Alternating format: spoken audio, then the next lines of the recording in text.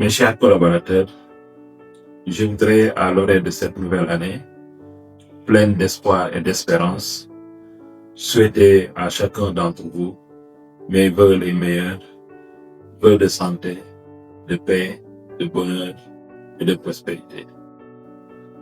L'année qui s'est écoulée a été une année charnière pour la SOGEPA.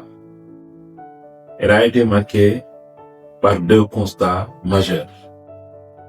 D'une part, nous avons connu une amélioration sensible de notre niveau d'activité qui fait que le taux d'exécution du PAVA est passé de 35% à 67%, marquant 32 points d'évolution. C'est le lieu pour moi de féliciter l'ensemble des équipes au niveau des directions, au niveau du top management, mais également au niveau des équipes opérationnelles. Le deuxième fait marquant au cours de l'année écoulée a été l'ampleur des réformes qui ont été engagées, qui doivent tracer notre voie pour l'avenir. Dans un premier temps, il s'est agi de bâtir une nouvelle doctrine de gestion et d'exploitation du patrimoine bâti de l'État. Par la suite, une réforme de nos structures, de l'organigramme, a été proposée et validée par le conseil d'administration. S'en est suivi le redéploiement des effectifs. C'est le lieu pour moi, en tout cas, de renouveler toute ma confiance aux équipes, que ce soit au niveau des directions ou bien au niveau des équipes opérationnelles. Dans un mouvement continu, nous avons établi un document d'orientation stratégique à travers le PRIMO, qui devra consacrer l'ensemble de nos réalisations pour une gestion améliorée du patrimoine bâti de l'État. Au cours de l'exercice écoulé, nous avons engagé les actions qui ont permis une meilleure connaissance du patrimoine bâti, mais également la sauvegarde de biens relevant du patrimoine bâti qui ont fait l'objet d'une aliénation indue. Ça nous a permis de récupérer des biens emblématiques sur lesquels des projets seront construits. Au cours de l'année écoulée également, nous avons engagé la mise en place d'un règlement intérieur qui fixe le cadre des obligations des salariés. À cela, nous avons adossé un code d'éthique et de déontologie inspiré par les meilleures pratiques.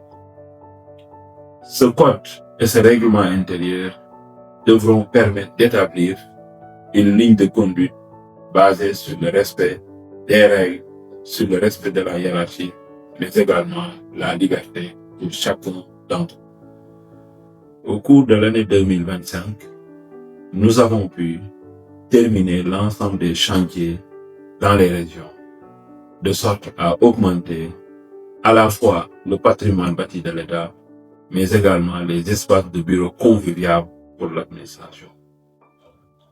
De même, en 2025, une nouvelle stratégie commerciale a été déroulée, se traduisant par la revalorisation des contrats et par conséquent l'amélioration de notre chiffre d'affaires et des revenus que nous encaissons sur le patrimoine bâti de l'État. Ces différentes réformes que nous avons implémentées en 2025 devront permettre de tracer une voie consolidée pour atteindre les résultats fixés en 2026. Pour cela, deux défis majeurs se présentent devant nous. Le premier défi est celui de l'engagement, qui devra nous permettre de porter le taux d'exécution budgétaire à un niveau supérieur. Le cap pour moi, c'est d'atteindre au moins 80% de niveau d'exécution budgétaire.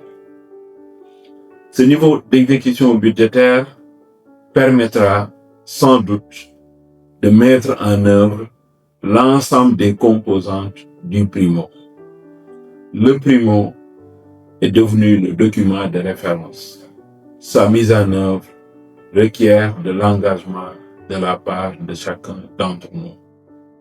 2026 devra donc être une année d'action. Action collective, action individuelle pour chacun d'entre nous.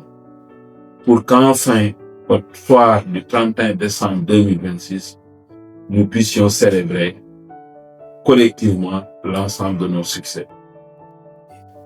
La réalisation de nos ambitions pour 2026 passe par une santé inoxydable, passe par un climat familial apaisé, passe par un bonheur personnel. C'est pourquoi je formule à l'endroit de chacun d'entre vous des vœux de paix, de bonheur, de santé, pour que nous puissions porter, réaliser l'ensemble des ambitions que nous avons pour la SOGEPA. À tous, déwéniti et bonne et heureuse année pour 2026.